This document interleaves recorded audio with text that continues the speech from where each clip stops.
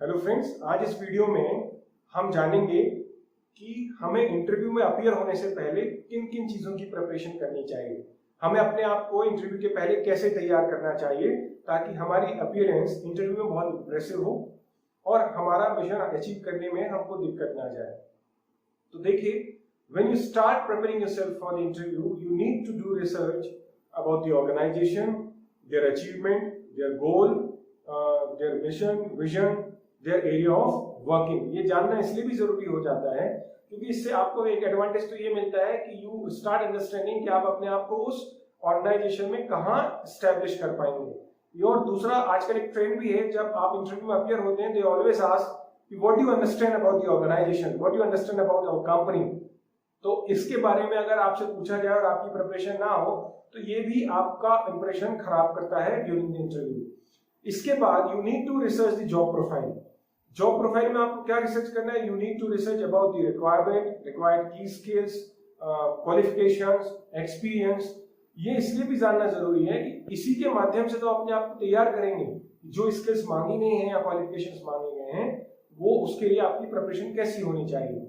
अब जब आप रिसर्च कर लें जॉब प्रोफाइल के बारे में, then you need to start compare your skills and qualification and experience with the required. तो अब जो मांगा गया है उसके कंपैरिजन में आपकी जो स्किल्स हैं, क्वालिफिकेशंस हैं और एक्सपीरियंस है, उसका भी कंपैरिजन आपको खुद ही पहले से करके देखना होगा। इससे आपको पता लगेगा कि आपके अंदर कमी कहां पर है, आपको कहां इंप्रूवमेंट लाना है और कैसे सुधार करना है, ताकि आप इंटरव्यू के पहले अपने आप को प्रिपेयर कर सकें।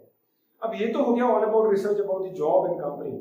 अभी सबसे इंपॉर्टेंट चीज है आपका अपीयरेंस ड्यूरिंग द इंटरव्यू, और उसके लिए सबसे ज्यादा जरूरी है कि प्लान व्हाट टू वियर। आपको प्लान करना पड़ेगा आपका अटायर, आपका ड्रेसिंग सेंस, कि आप इंटरव्यू के लिए कैसे तैयार हो।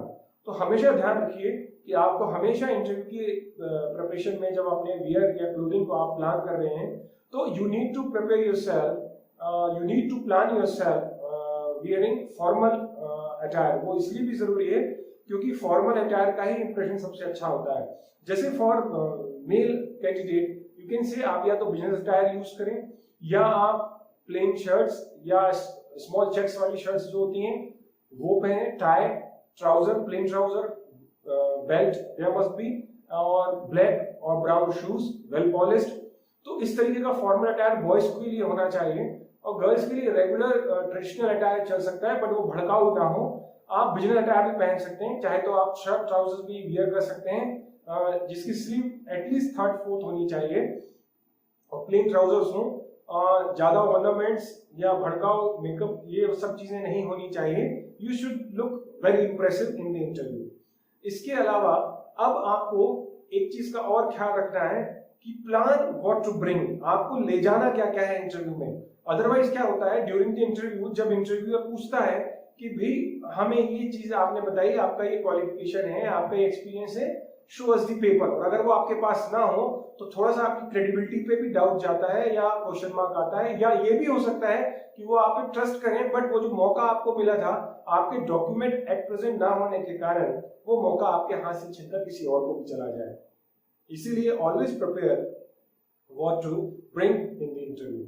अब इसके बाद एक और चीज होती है जिसकी प्रिपरेशन आपको इंटरव्यू के पहले ही कर लेनी है, क्योंकि आमतौर पर बहुत सारे लोग इसके लिए प्रिपेयर नहीं होते हैं और एक गलत आंसर के कारण हाथ में आई जॉब प्रोफाइल भी उनके हाथ से चले जाती है। ये होता है prepare yourself for the salary expectation questions and negotiations.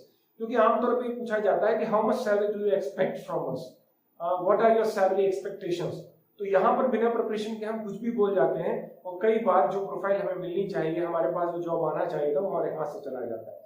देखिए, अगर एक प्री डिफाइंड सैलरी रेंज है तो वहां पर बहुत कम चांसेस होते हैं सैलरी नेगोशिएशन के, अनलेस आपके पास बहुत साउंडेड जॉब एक्सपीरियंस और साउंडेड एजुकेशनल क्वालिफिकेशन ना हो।